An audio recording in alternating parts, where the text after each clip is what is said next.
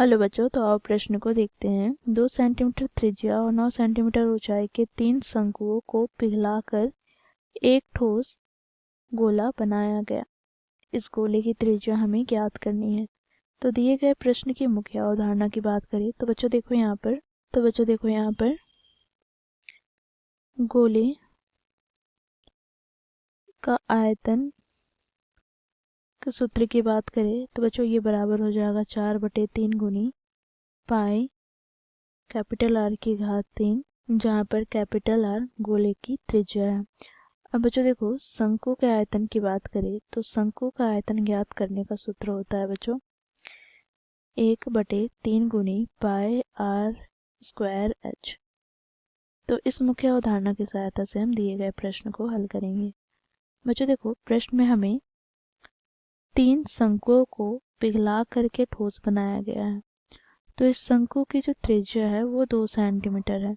तो यहाँ पर हम मान लेंगे, माना शंकु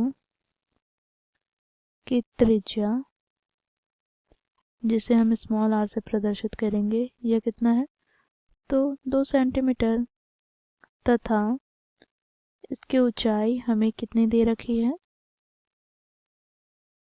जिसे हम स्मॉल एच से प्रदर्शित करते हैं, तो यह 9 सेंटीमीटर दिया गया है। अब बच्चों देखो, यहाँ पर हम गोले की त्रिज्या की बात करें तो गोले की त्रिज्या, जिसे हम कैपिटल आर से प्रदर्शित करते हैं, तो यह हमें ज्ञात करना है। तो बच्चों देखो, क्योंकि 3 शंकु को पिघला करके गोला बनाया गया है, तो यहाँ से हम कह सकते हैं 3 गुनी शंकु का आयतन बराबर हो जाएगा गोले के आयतन के।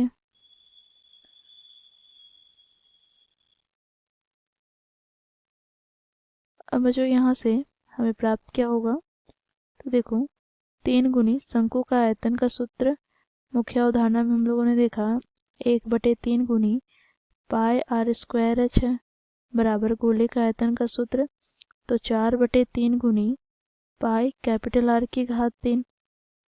बच्चों देखो, यहाँ से 3 से 3 कट जाएगा, पाई से यहाँ पर पाई कट गया, तो यहाँ बच्चों यहाँ पर हम मान रखेंगे।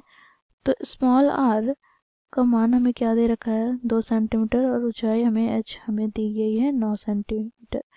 तो यहाँ पर हम लिखेंगे 2 की घात 2 अर्थात 4 गुना एच अर्थात 9, बराबर यहाँ पर 4/3 गुनी कैपिटल आर की घात 3। बच्चों देखो, यहाँ से इसे हम क्या लिख सकते हैं, तो यहाँ से बच्चों देखो 4 से 4 कट जाएगा, यहाँ से 9 तिया 27 बराबर आर की घात 3। तो यहाँ से हमें आर बराबर प्राप्त हो जाएगा 27 का घनमूल। बच्चों 27 को हम घनमूल से बाहर निकालेंगे तो हमें यहाँ से गोले की त्रिज्या प्राप्त हो जाएगी 3, ठीक है, 3 सेंटीमीटर। तो लिखेंगे अतः गोले की त्रिज्या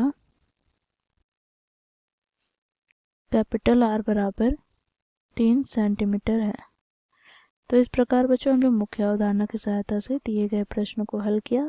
आशा करती हूँ आप लोगों को यह प्रश्न समझ में आया होगा। धन्यवाद।